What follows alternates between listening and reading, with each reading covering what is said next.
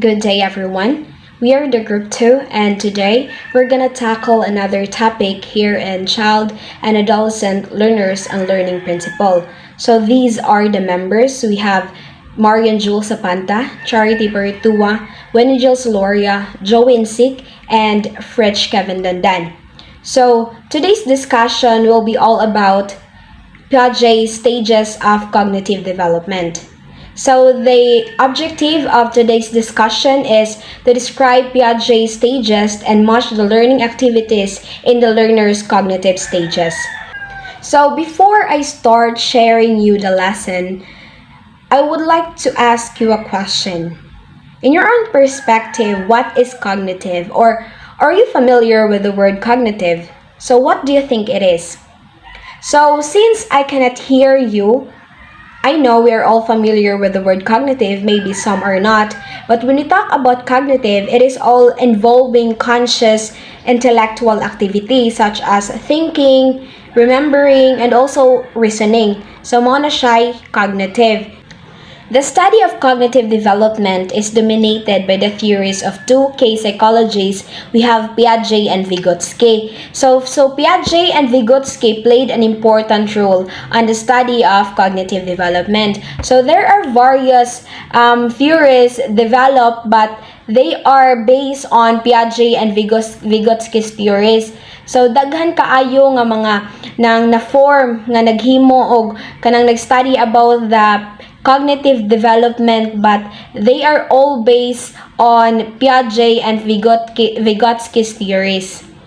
And since Jean Piaget and Vygotsky are the main or kanang the first to theorize the cognitive development, they study it through systematic method, like they go through some research. So this is Jean Piaget. So the picture that you can see in the screen is Jean Piaget. So Jean Piaget is one of the most influential theorists in the field of cognitive development. So when we talk about cognitive development, si Jean Piaget is one of the well-known, kay kung moingon kita nga cognitive development, ang ato ding mahimduman si Piaget, kay he is one of the main source, or all the theories that nga mga about sa kanang cognitive development are all based on his theories and Vygotsky. So he is a philosopher, biologist, educationalist, and psychologist. So he made the decision to study scientifically the way in which children develop knowledge. So Jean's theory is all about how the child become knowledgeable and what can affect the child the way they think. Also in Piaget's theory, we can see the stages and how experience help the child to gain knowledge, and nganong ang bata ug ang adult have different view on something. In Anula 2014, Jean Piaget's account of the processes, experience, and structures involved in cognition describes how people come to know about their world. The experience we have and the schemata we use to construct knowledge from those experiences change as we grow. So, have you heard the word schemata? Are you familiar with the word schemata? So, schemata is a mental structure to help us understand how things work. It has to do how we organize our knowledge, like we create pictures, diagrams in our mind. So, as we take new information, connect it to another things we know, believe, or have experienced. So, mo na siya schemata. So, I know we all believe that experience is the best teacher.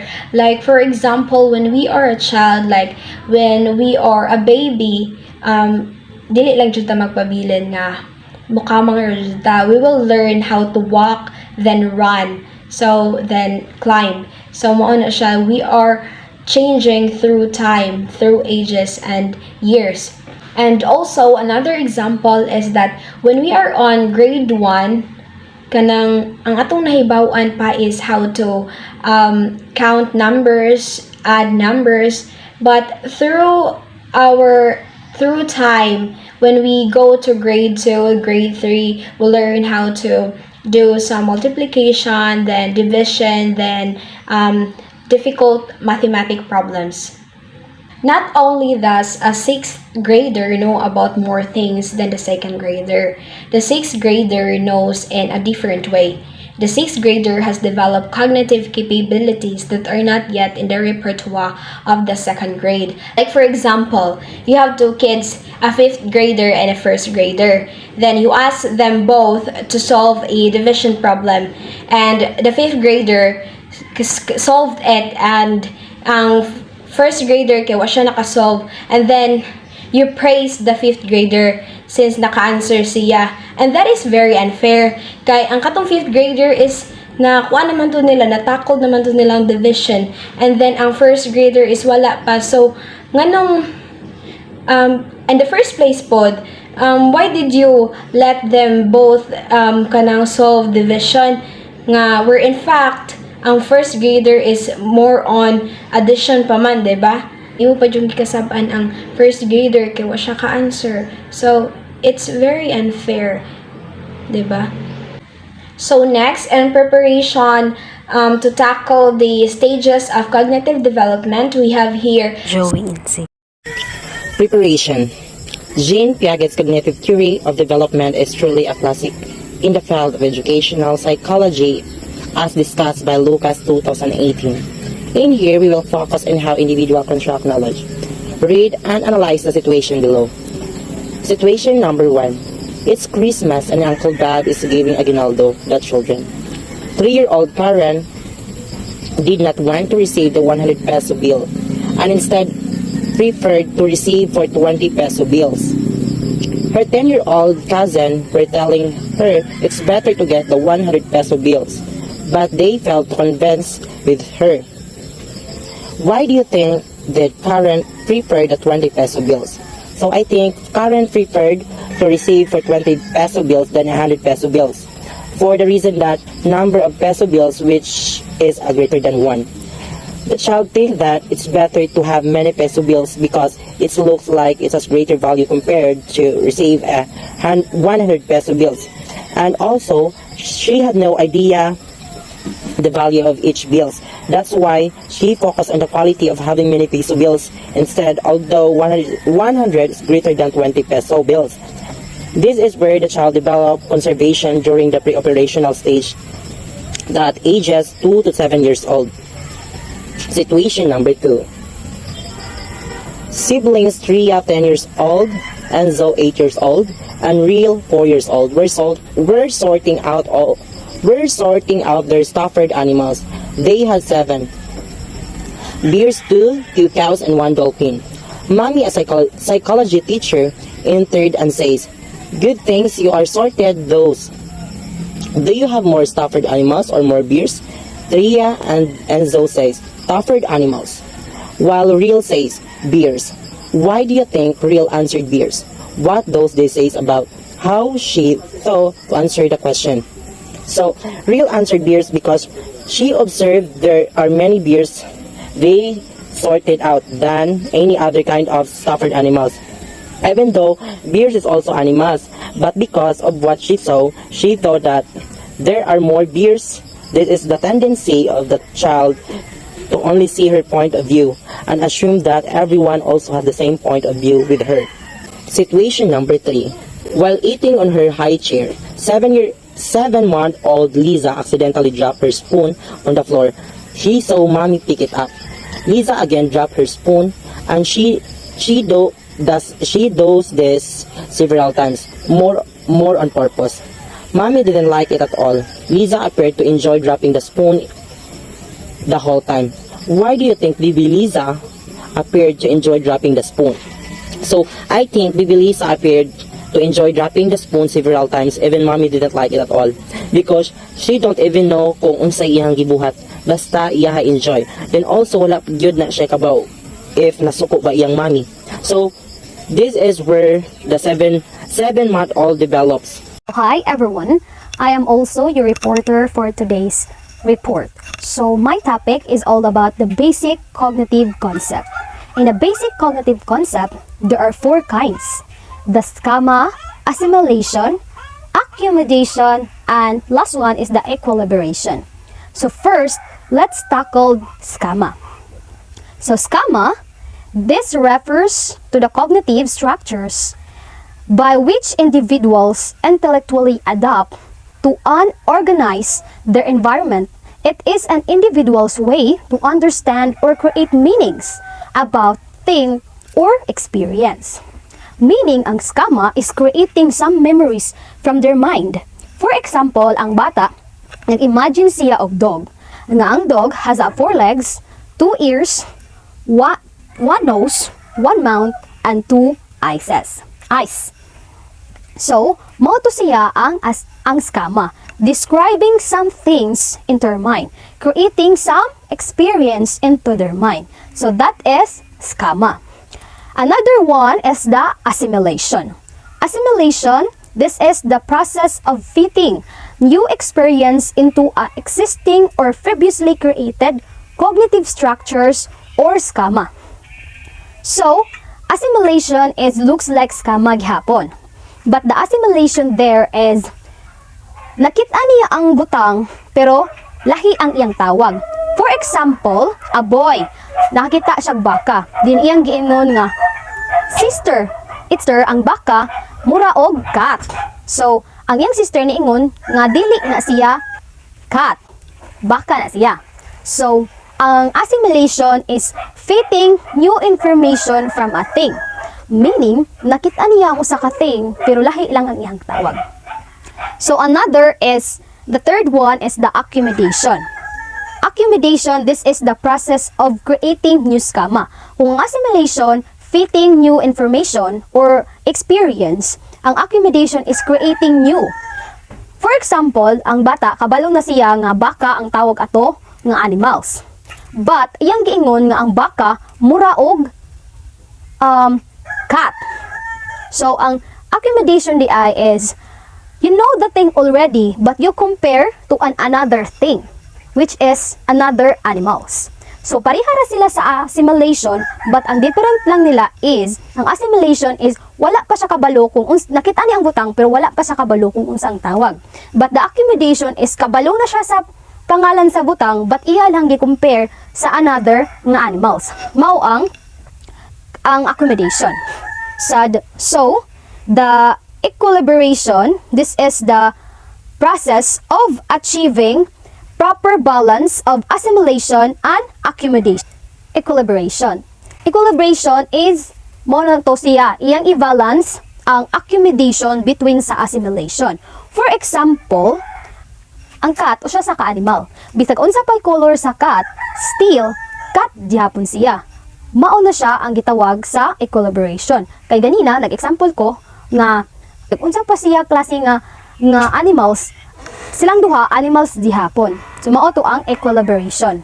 So next, our topic is all about the Piaget stages cognitive development.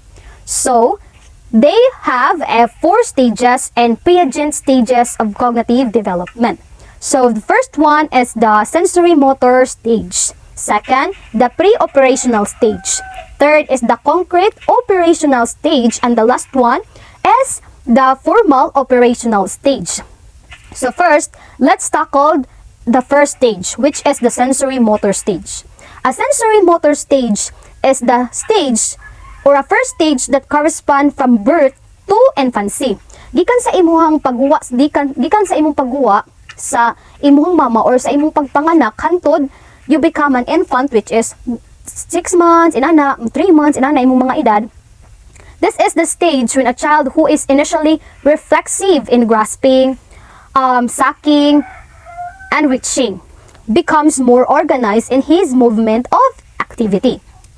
The term sensory motors focuses on the prominence of senses and muscles. So, ang sensory motor kay nag-focus siya sa imong senses o sa imuhang muscles, imong mga muscles, through which is the infant comes to learn about himself and the world. So, the nga part is, makabalo na ang bata kung unsa siya, o unsa di ay ang outside world. So, for example of sensory motor is, kung unsay makitaan sa bata, ihapong lihukon, ani nga stage. For example, nakakita siya sa ihang mama, nag-toothbrush atubangan niya. So na-realize sa bata ug naka-understand siya kung unsa gibuhat sa iyang mama. So iya pong gisoon ang gibuhat sa iyang mama. Nag-toothbrush man iyang mama, so iyang gibuhat pod is wala siya nag-hold og toothbrush, but iyang kamot iyang gamit. Iyang gisulod sa iyang mouth. So that is the example of sensory motor stage. Realization of kids. Kung unsa iyang nakita, iya pong gisunod sa iyahang mama. So another topic is all about object preeminence. So what is object preeminence, DI? Object preeminence, this is the ability of a child to know an object's skills exist even out of sight. Object of preeminence is an important foundation for development. The concept that objects have an existence that is separate from the child and permanent enables the child to conceive of object and action that are not in their immediate environment. So, meaning, dako example dere. Object preeminence, if you place a toy under a blanket, na kuno kay gibutang na toy ilawom sa blanket, then the child who has achieved object preeminence, na siya realization, knows it is there. Kabalo siyang ang toy na ilawom sa blanket. Therefore, he seek it again and again. So, kay kabaluman siyang ang toy na ada ilalom sa blanket, mo to, dito niya gipangita ang iyahang toy. Another example is, common kani siya. Muana imuhang manghod nga, ate, asa di ang cellphone? Dayon, nakita imong manghod nga, ang cellphone na aday sa balag. So, mo to, ingon ka nga, wako kabaw asa gibutang. Dayon, nilakaw ka. So, ang bata nga nakahibaw kung asang cellphone, so dito, okay niya imong balag. So, mao to siya ang object preeminence. Another one is the sensory motor intelligence. This is an early stage of intelligence. This intelligence is to action. The infant thinks with an action. Example ani guys is, nagluto imong mama. Then, naa siya gitagtad nga lamas, which is the sibuyas. Nitawag man imong papa, so gigrab sa imong mama ang phone. Motong ni lakaw imong mama. So, imong gikuha ang kutsilyo without knowing nga makasama di ay ang kutsilyo. Imuha ra siyang gikuha because nakakita ka nga gigamit sa imong mama o gamit pud ni siya paghiwa-hiwa. Kay naganahan man kang maghiwa-hiwa, imong gikuha ang kutsilyo. So, what is the ego? Unsay nahitabo sa bata? So, iyang gikuha ang kutsilyo, iyang gitagad iyang kamot, kay gisuon niya ang gibuhat sa iyang mama. Therefore, there nga time, nasamad ang bata. So, another is the mental invention. This is the capacity to think out and action before representing it. The infant is capable of representation. That is, he has the capacity for imagining the environment other than has his direct perceive it. So, there's an mental invention is mag-imagine usa niya buhaton. Ang number one example ani niya is the telephone or the cell phone. For example, ang mga bata ron mahilig naman magtanaw og mga cellphone. So, kung unsay makita nila sa cellphone, ilahat sa nang i-imagine. Like, magduwa ba ron sila og Minecraft? So, while sila ay nagduwa og na Minecraft, ilang i-imagine kung unsa di ay ang world kung Minecraft. Mag-imagine sila nga ang world mura nag-Minecraft. So, dito sa outside the cellphone, maghimo dayon sila og balay-balay. Kanang another example is, kay wala kay na gets. So, another example sa mental invention is, usa nimo siya buhaton, imo siya siyang imaginon. Palitan, naghimo kag scrapbook. Then, imo ang imagine nga, akong scrapbook, kay ganahan ko daghang flowers. So, kay na-imagine naman ka og plano, so imo nang gibuhat dayon. So, imo scrapbook, imo sa siyang gidaghan og flowers. So, the last one is the imitation. This is the capability to copy behavior, begins with behavior that are already part of the children's repertory. So, ang imitation example is, copy the infant care teacher. Movements when playing pat, a cake, and peekaboo. So, another example, kay wala kayo nasabtan, dili kay klaro. So, imitation di ay is, copying behavior from other. For example, imong teacher, nagtudlo ninyo og og sayaw. So ang gibuhat nimo kay imo pud gisuon ang imong teacher nga sayaw. So mo to imong gibuhat. Mo to siya gitawag na to og imitation, copying behavior from the others. That is the imitation. So, good morning everyone. My name is Morgan Jules Zapanta and I will be discussing about the stage 2 pre-operational stage of Piaget's stages of development. The pre-operational stage covers from about 2 to 7 years old, roughly corresponding to their preschool years. Intelligence at this stage is intuitive in nature. At this stage, the child can now make mental representations and is able to pretend. The child is now ever closer to the use of symbols. So, at the pre-operational stage, ang bata dyan is more on intuitive. It means nga, what they feel matters more than what is the reason. Bali, kanang, mas gusto nila, kanang mas ni matter jud siya kay, kung unsay gusto sa bata, mo jay ang ganahan, dili pa siya maminaw sa jay reason. And children are at this stage are egocentric, which means they have difficulty thinking outside of their own viewpoints. So dili jud na sila so at this stage is dili jud sila maminaw, maglisod pa sila guna-huna og kanang things nga outside sa ilang viewpoint. Balik ka ang nagmatter pa nila is ang ilharang viewpoint, like dili sila maminaw sa lain. So let's go to the parts of the pre-operational stage. So symbolic function. This is the ability to represent objects and events. It is a process whereby children learn to create their own symbols and use existing symbol systems to represent and operate on the environment. Okay, so symbolic function means that the cognitive ability to mentally represent objects that are not in sight. So, for example, like kanang karton, himo kag karton para sa imuhang kanang pag-umangkon. Himuon to, if imuhang ingnon ang mong bata nga maghimo tani kay mo ni atong himuon na car. Unya ang hunahuna na sa bata is tinuod na to siya nga car. Mo na ang pasabot sa meaning nga symbolic function. It means nga kung ang ilahang mahuna-huna, it means nga kanang ang ilahang kung unsa nga object imong giingon nila nga kanang true para nila, mo'y ilahang tuuhan. Egocentrism. This is the tendency of the child to only see his point of view and to assume that everyone also has the same point of view. So for example, if a child wants very much for something to happen and it does, the child believes he or she caused it to happen. So muna ang pasabot sa egocentrism. Nga kanang kung unsa may kanang gihuna-huna sa bata nga mahitabo, unya og mahitabo siya, ang tuuhan sa bata is iya hatong sala. Kay mo pa manay naa nila jud, kanang dili pa man jud sila mag-think kanang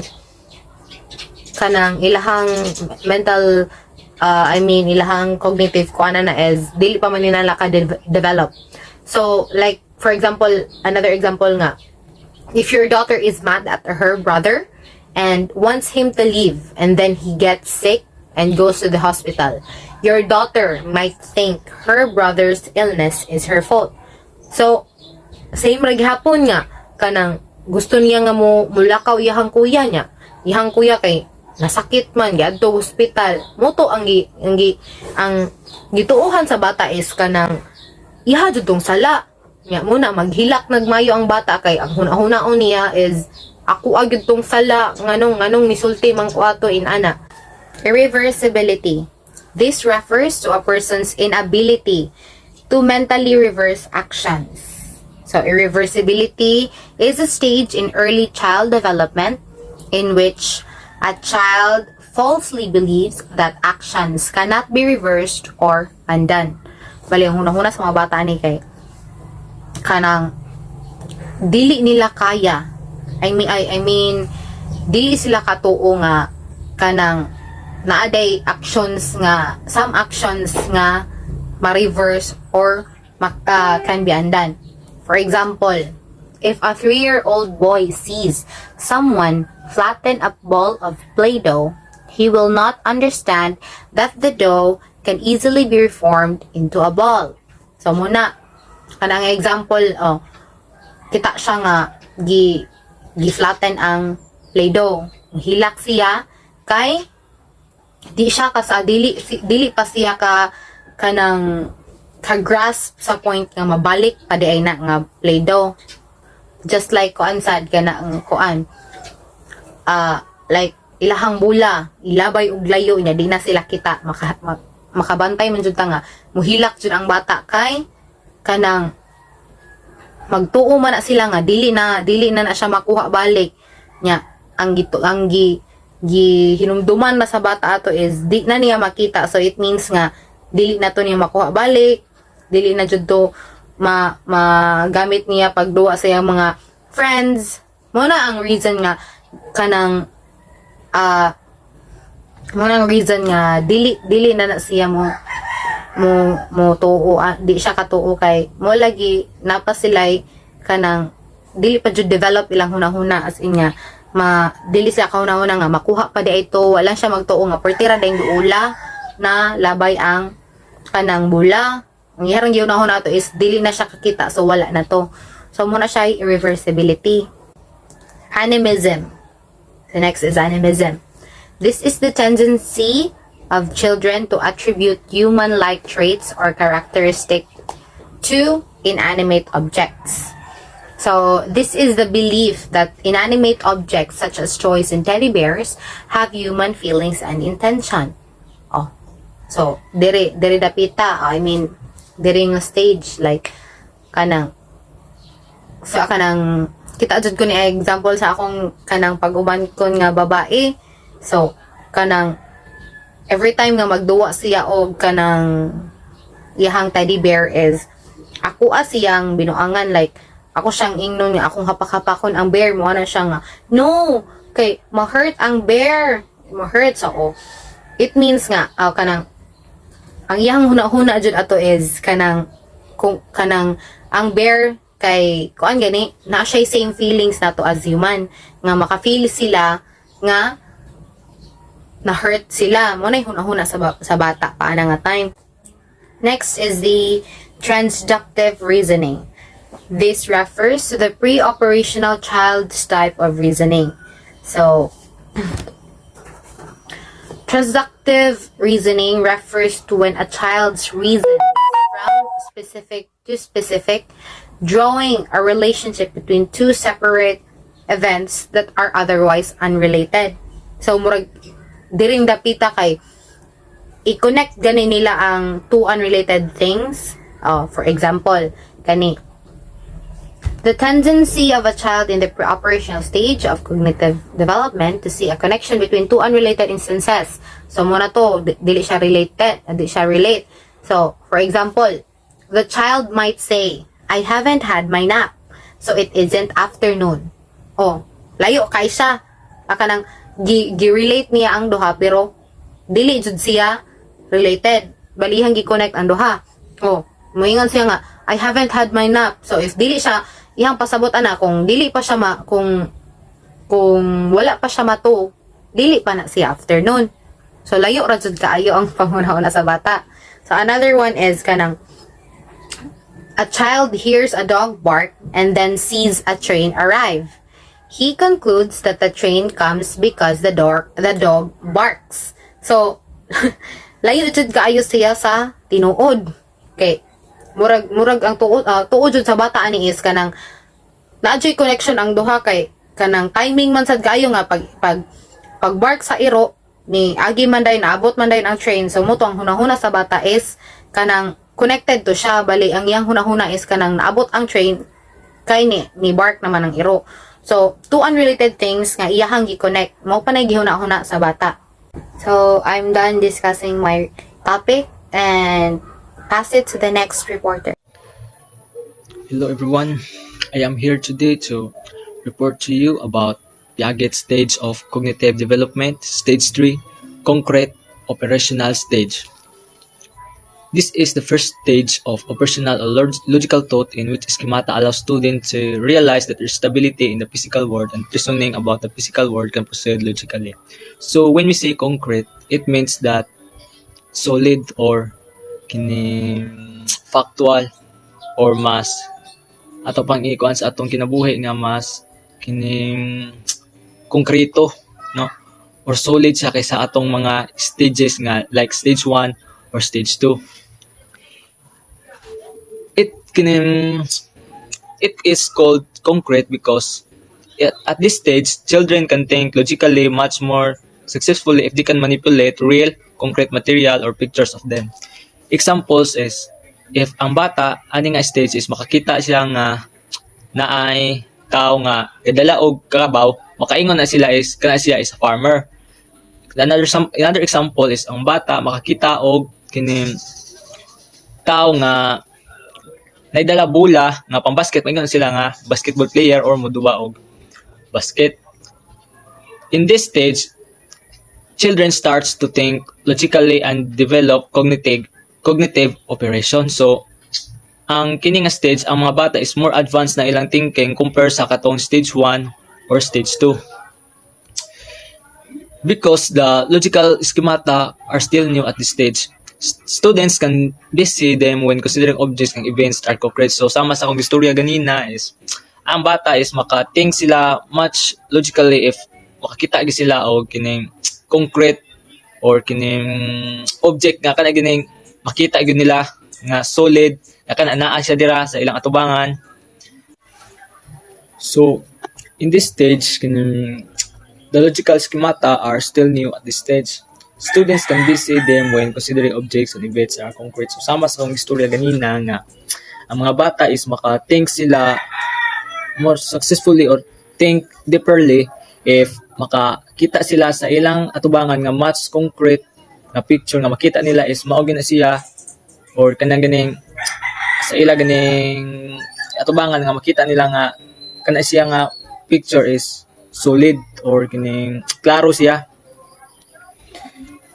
Conservation of shape number liquids are now possible in this stage.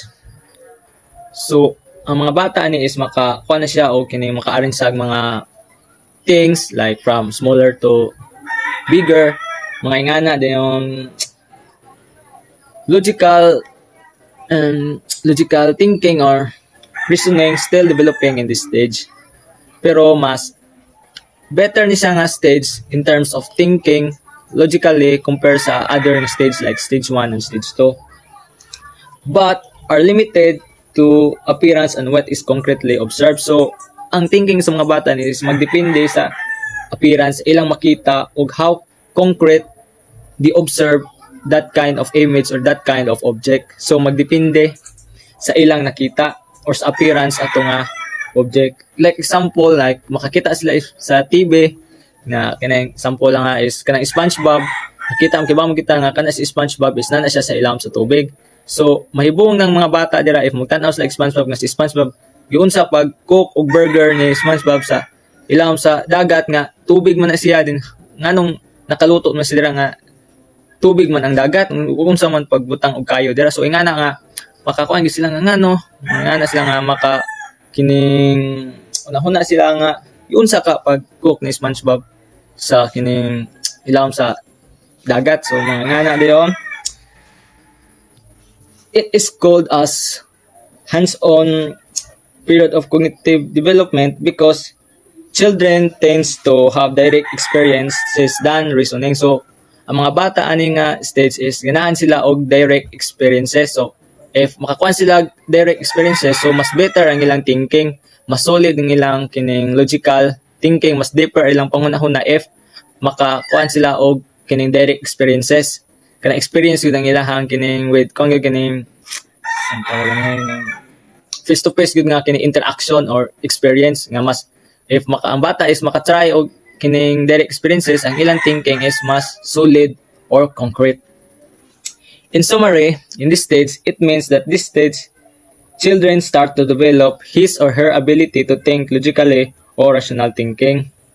They think more effectively if they can see concrete objects and events. So sama sa akong ikuan ganina is ang mga bata is kining ang ilang thinking is mas kining logical or concrete if sama sa ganina if concrete ang object ang ilang makita. So decentering. This refers to the ability of the child to perceive the different features of objects and situations. During decentering or decentration stage, the child would understand that a person may not particularly like the same things they do. Example, if a child's favorite hobby is riding a bike, it would not necessarily mean that the person around them also prefer biking instead of walking or riding a scooter. So, sa example, sa ganun, kung bata ganahan magbike, it is not means nga sa iyang pamilya or sa iyang mga neighbors is ganahan sa bike compared sa pag-walk or pagsakay sa scooter. So, ang mga bata is ka-analyze na sa situations sa mga kining kalahian sa mga tao nga mag-think nila nga ang kining nalalain o gusto ang mga tao. Ilan nilang ma-perceive. Reversibility is the ability to mentally reverse events. The child cannot follow that certain operations can be done in reverse. So, reversibility, a child can exemplified with the ability to realize that a glass of milk poured into a bottle can be poured back into the glass and remain unchanged. So, kining mga bata is kining maka-realize ni sila if kining for example nga akong gibasa nga kung ang usa ka baso nga gatas is ibalhin pud sa lain nga baso, so ilang man-notice nga walay change nga mahitabo, nga walay change sa quantity sa milk. Another sample is when an ice cube melts, the child learns that some things that have changed can be returned to their original state. So another example is kining ang ice nga melt. So kining sa science sa matter kining physical change of matter na gitawag og melting. So melting is kining mausab ang shape sa object like kining ice cube, magmelt na siya so mahimo siyang tubig pero mausab ang shape pero maorig hapon ang quantity. So maorig hapon water gahapon na siya, maorig hapon ang kining composition ato nga matter. So water can be frozen and turned to become liquid again. So if ang kanang ice is malanay, so murag hapon na kining tubig hapon. Di kung ang tubig hapon pa ipa-froze, so may mo na siyang kining cube. So maora walay pagkausap, mo na siya ang reversibility. So kung mabuhat sa kining like melting, pwede na siya ma-freezing. So nga na is kining ang tanan nga ang bata makasabot na nga na ay ang kanang butang is kining or operation is can be done reverse or can be done reversedly. Conservation. This is ability to know that certain properties of object like number, mass, volume, or area do not change even if there is change in appearance. So it means ani nga kining ang mga bata ani is makabantay na siya if ang number sa kapitan sa tubig, sa mass ana or volume nga dili na sa ma-change even if ma-change ang appearance. For example, if a glass of water poured in bigger glass and small glass, appearance may change but not the quantity. So if ang usa ka baso nga tubig ibutang sa kining gamay nga galon or compare sa butang pud sa dako nga galon, dili means nga kining kay igtan-aw niya ana i-compare ang dako nga galon ug sa gamay nga galon, igtan-aw ana is so labi na sa mga bata is ma-notice nila nga taas ang quantity sa gamay nga galon. Murag ilang tan-aw gani kay taas compare sa katong gibutangan sa usa ka baso nga tubig dito sa kining dako nga galon. So pero igtan-aw nila ana nga mas murag taas ang quantity sa gamay, dili na means nga lahi na sila kining quantity kay pareha man sila usa ka baso. Mura bitaw nagkumbitaw kining sa kana ganing mga istorya gani sa mga bata nga asa daw mas bugat kanabang uska kilong langsang o kilong gapas. So ang uban mingon og uska kilong kanang langsang kay nagtanalas langsang kay mas solid man kumpara sa gapas pero pareha na sila uska kilo. Pero kaya kanang uska italas uska kilong langsang kay murag uska sodag plastic, diyan kanang gapas kay gaan gyud ra mang gapas. So kung uska kilong gapas siguro pila ka na sig maabot na nagsako. Pero dili na means nga mas bugat ang langsang compare sa gapas kay pareha na sila nga uska kilo. Seriation. This refers to the ability to order or arrange things in a series based on one dimension such as weight, volume, or size. So, during seriation, ang mga bata ni is maka-arrange na sila og mga butang like from smaller to larger, from bigger to smaller. So, maka-arrange na sila kining based sa kung kining weight, volume, or size sa object. So, mao na ang seriation. Stage 4, formal operational stage. This is the final stage in Piaget's theory, begins roughly around 11 or 12 years of age and continues into and throughout adulthood. So, kining stage 4 ang formal operational stage is mo is kining gituwag nga final stage ni Piaget theory. Mun iyang final stage nga mag-start ni siya roughly to 11 or 12 years of age and continue ni siya throughout our adulthood. Abstract reasoning is the hallmark of the formal operational stage. So, ang kining naka-centered aning formal operational stage is kining abstract reasoning. So, abstract reasoning matawag na to ni ang atong thinking if nga abstract reasoning if example nga kung yung gani nga time is gold, if ang kana nga statement is ma-interpret ni sa literally, so ang kato siya nga tao nga nagunahuna nga ma-interpret ng time is gold literally is not in abstract reasoning. If ang iyang sabot na is in metaphorical way, so it means he reached abstract reasoning. So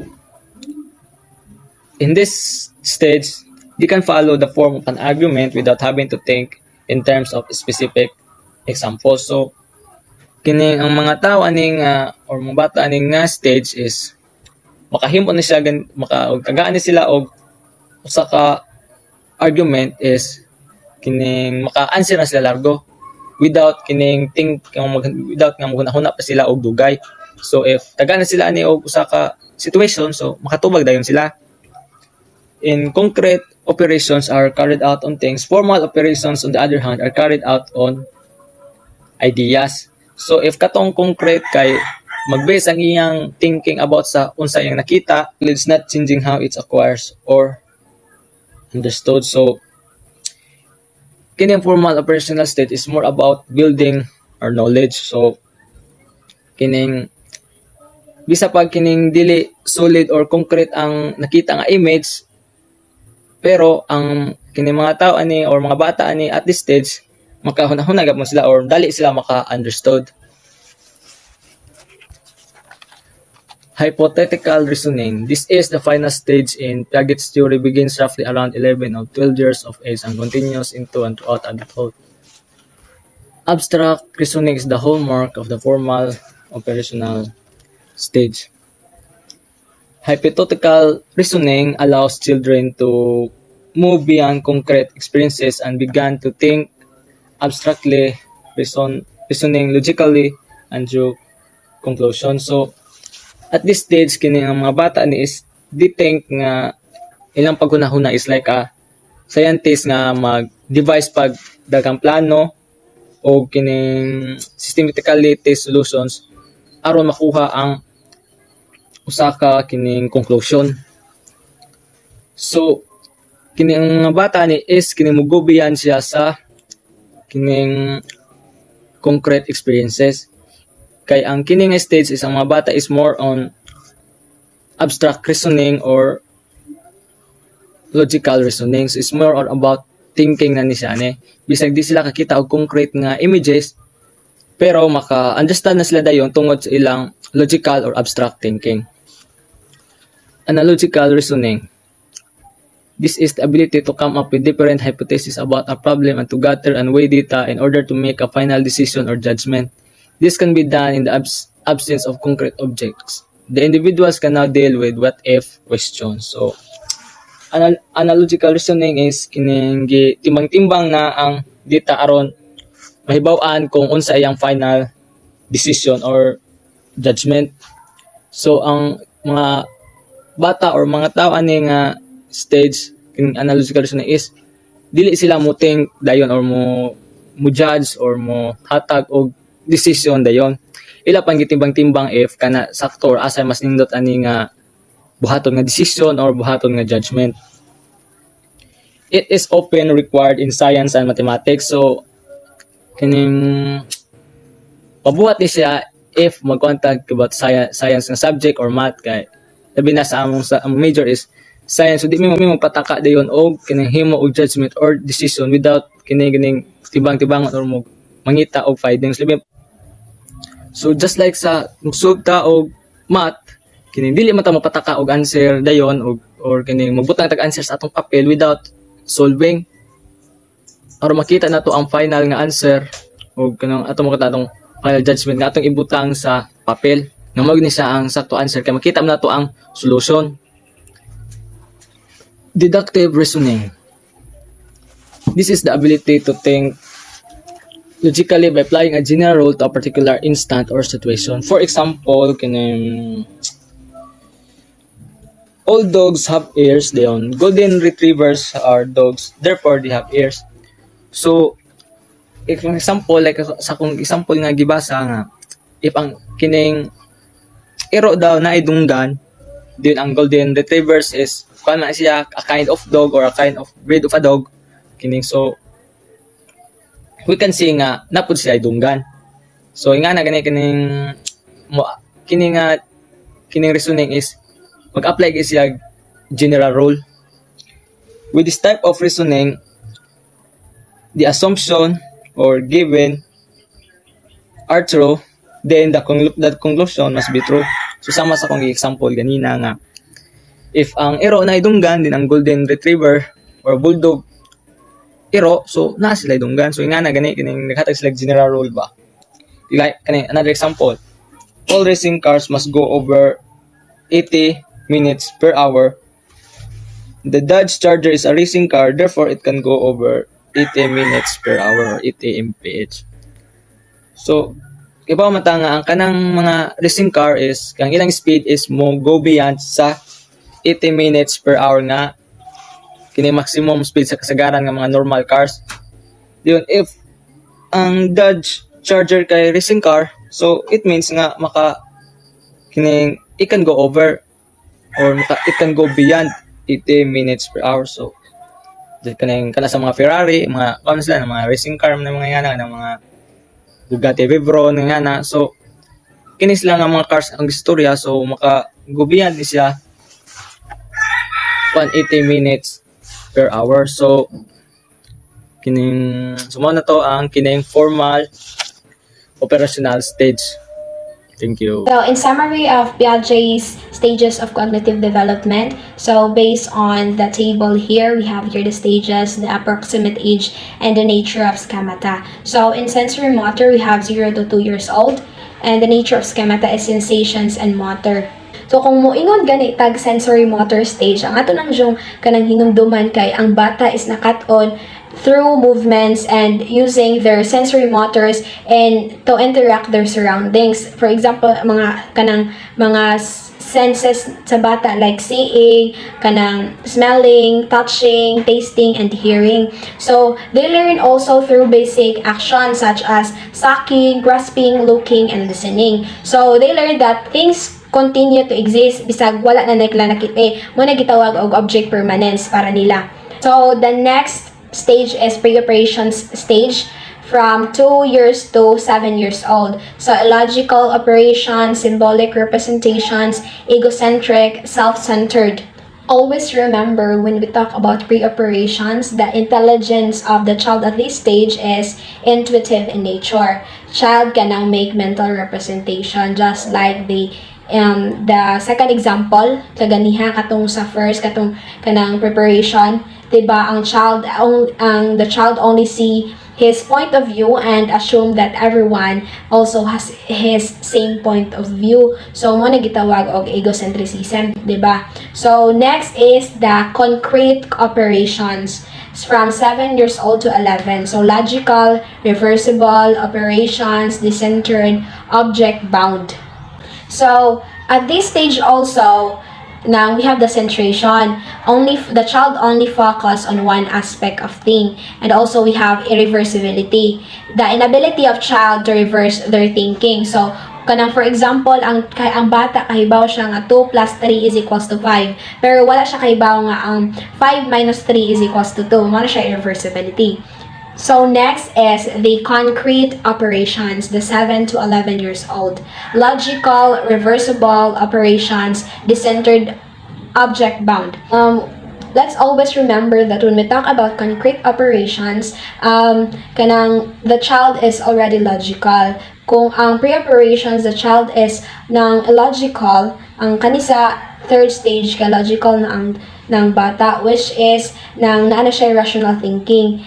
He can think within himself or herself. So also in concrete operations, it is reversible when kung ang sa pre-operation kay irreversible. So kung wingon tag reversible na gani, kanang ang child can now follow that certain operations can be done in reverse. So katong ganiha, for example, gaganiha katong 2 plus 3 equals 5. So kung pangutan na siya 5 minus 3, maka-answer na siya og 2. And also, ang child on this stage has the ability to know that certain properties of objects like numbers, mass, volume, or area do not change even there is a change in appearance. So, kahibaw na siya, aware na siya ana nga mga butanga. So, next, we have the formal.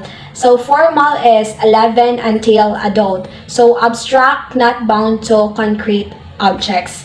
For the fourth stage, since ang child kay naka-experience mga daghan na siyang na-experience kay tungod, di ba, 11 years to until adult man siya. So, the child can solve problems and can hypothesize na. And also, ang child kay can answer what if mga questions. Kay, hibaw naman tanga na, nagray pangutok. Normal ay ang pangutok niya is di ta makaingon nga mature na siya pangutok since wala pa magid siya sa dili pa magid kaayo, need pa magid siya kanang more experience so that kanang ang iyang mga nakatunan kay mapun-an. So maka-answer na siya mga what if questions, and also maka-make na siya og mga analogy, maka-analyze na siya mga butang og how to make a solution on such problems. So next, from Piaget's findings and comprehensive theory, we have here for derived principles. So the first one is children will provide different explanations of reality at different stages of cognitive development. So since we have 4 cognitive stages of development, so in each stages ato niya kay lahi-lahi o kanang mga makatunan ang bata, lahi-lahi silang mga level of knowledge, and based on kanang Piaget's observation nga he concluded that children are not less intelligent than adults. Dili ta makaingon nga kanang ang bata is bugo kay since wala pa sila kahibaw-an ang butang. It's just that nga mas daghan og experience or mas daghan na sila kanang panahon ang mga adults there is sa kalibutan, which is daghan na pud silang mga knowledge nga daw-an. Dayon ang child kanang reacts what they see and experience. So it is reality nga ang kanang experience is the best teacher gyud. Kay kung unsay mga nakita or mga na try na or nahibaw-an sa usa ka bata is maoro jud na ang ilang maoro jud na ang lesson and knowledge nga ang ilahang itatak sa ilang hunahuna. And also sa kanang stages ni cognitive development of Piaget, each stages lain-lain pud ang level of knowledge ana niya, dili kay magparihara na siya because we are all still on the process. Number 2, cognitive development is facilitated by providing activities or situations that engage learners and require adaptation, just like assimilation and accommodation. So just like what I said a while ago, experience is the best teacher. Did you na nato man malingtad jud? Kay we all learn from our experiences. Kinsa may wala nakaton from their experience de. So that's why. So according to Piaget, he found out that children learn by doing things and not just by listening or reading about them. So ang bata jud, ang child will magkaton jud siya when you give them activities. Dili kay mag-focus jud sa imong sultian niya kani, di na sila makatunan na, or giving them the situation, ipasuway nila so that they can learn. Kay di man dyan na tumalimtan if we already experience nakatry taan ang amutanga. Children have their own ways of learning and they do not always follow the same rules as adults do. So, lahi ra jud ng mga bata kay di man na sila parehas dagko kung mag-learn ganit ni sila na sila ilahang lain nga ways nga para nila mo ni makadali kung makatun ani, but they are not aware of that nga madali sila makatun, but para nila mo na sila mo na ilahang ways nga makatun sila. And the children are very creative and imaginative. They like to play and explore. So, kana ilang pag-play and explore, they are learning by it. And also, like for example, there we have the assimilation and accommodation. When we say assimilation, gani kay connecting the previous knowledge from present. Kung unsa atong nakatunan, kung sino nakatunan sa bata from sa una, murag ila na i-connect so that they can create kanang knowledge, more knowledgeable, more thoughtful about ana nga kanang situation. Like for example, katong giingon ganiha nga when the child knows na ang dogs have 4 legs, then next time they will know that dogs can bark, then dogs can wag their tail. So that's it. Number 3, learning materials and activities should involve the appropriate level of motor or mental operations for a child of give age. Avoid asking students to perform tasks that are beyond their current cognitive capabilities. Kung nakahinomdom pa mo kaganiha, katong first example nako nga ang child dili nimo siya tagaan og ganang biyan sa kung unsa iyang kaya. Katong para tong first grader nga imuhang pasolvon og division even though subtraction pag addition iyang nahibaw-an. So dili siya kahibaw-an na since kanang beyond ba na sa iyang capabilities. Give the child some activities or some things nga kaya niya og kanang kaya sa kung unsa ang level of knowledge nga naa niya. The last principle is use teaching methods that actively involve students and present challenges. So as future educators, we must remember that kanang usa sa tarason sa pag-develop sa knowledge sa usa ka bata. That's why we must be aware sa atong mga teaching methods nga gamiton. Like we must also know the importance of the nature of the learners. Dapat kaybaw pud ta kung unsa ang atong mga estudyante o unsa sila para makaibaw pud ta kung unsay kanang dapat nato nga buhaton to improve the knowledge that they already have. And also we must include some activities since activities are some experience nga dali makope sa mga bata para makaton. And also let's not forget nang iapil ang mga present challenges sa students kay kita nga as a future educators kanang we are one of the stepping stone sa mga children to be more knowledgeable on something. And also, let's not forget to work on the present challenges of the students and let's be more creative on teaching because we are one of the stepping stone of the student to develop more knowledge and be more knowledgeable enough. So that's all for the 4 principle nga na derive ni Piaget sa iyang theory. So just fun fact about Piaget's theory, much of Piaget's interest in the cognitive development of children was inspired by his observation of his own nephew and daughter. So nakakuan siya nga kanang iyaning studyhan kaning cognitive development sa child kay tungod po sa iyang anak kung sa iyang pag-umangkon. So let's always remember that children's minds were not merely smaller version of adults' minds. Pero nganong until now, we believe or we treat children as smaller version of adults.